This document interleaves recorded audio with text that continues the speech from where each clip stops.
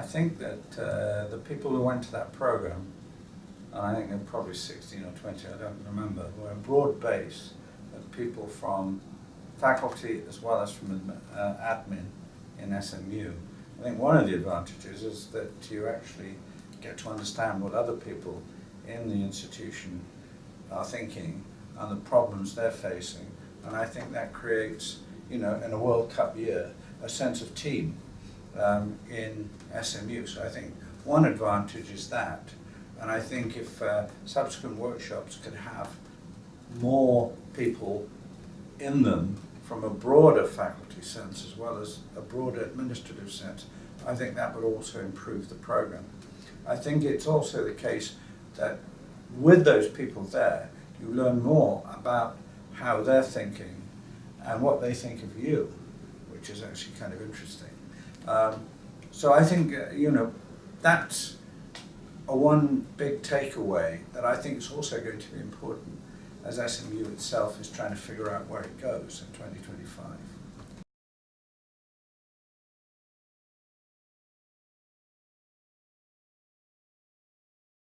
Actually, it's made me realise, I've been a dean for 28 years, on and off, and it made me realise that people think I'm a pretty great guy, and I didn't think so.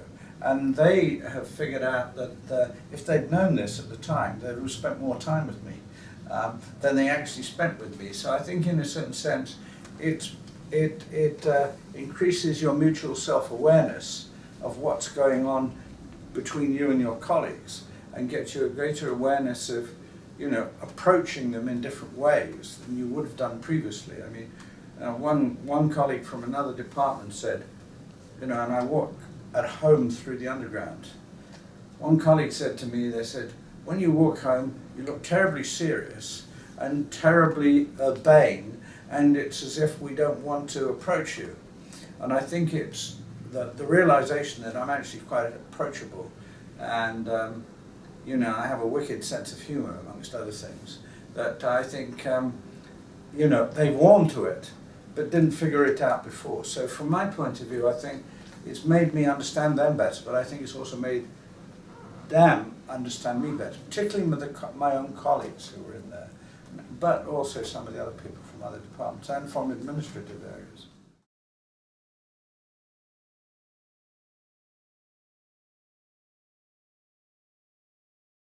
Well, I think the guys who were there, they had two professionals, and those two guys actually taught us a number of coaching principles and coaching approaches, which I think is quite advantageous. Actually, I knew a lot of them before, so I had a curiosity about how they were going to do it, because I've lived with my wife for 40 years, and she is actually a counsellor, psychoanalyst, psychotherapist, and so many of the things that they were talking about were things that I had learned from her, but in a different kind of way.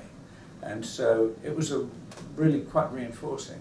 So I think what people would gain from it, and what I gained from it actually, was not just the intellectual curiosity, but some practical ways of doing things that my wife actually taught me. But I used to try and escape from my wife because she used to try and do it at breakfast time every morning, and I didn't particularly want to get hassled at breakfast time.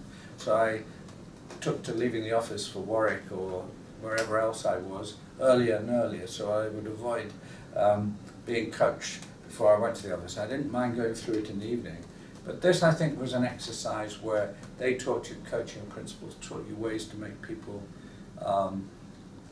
at ease, and also teased out of them problems that they had simply by listening. And I remember a colleague of mine in London Business School, who's a very old friend of mine and subsequently became principal at Queen's University of Belfast, George Bain, who said the characteristic of a good dean is to have big ears, not a big mouth. In other words, what he was trying to say is you've got to listen. And one of the things you get from a program like this is you must listen to people. You must not stand there and make speeches because they don't need it. They've heard any number of speeches in their lives, and they'd much more have a conversation with you where you're trying to interpret what they feel rather than give them a lecture on how brilliant you are.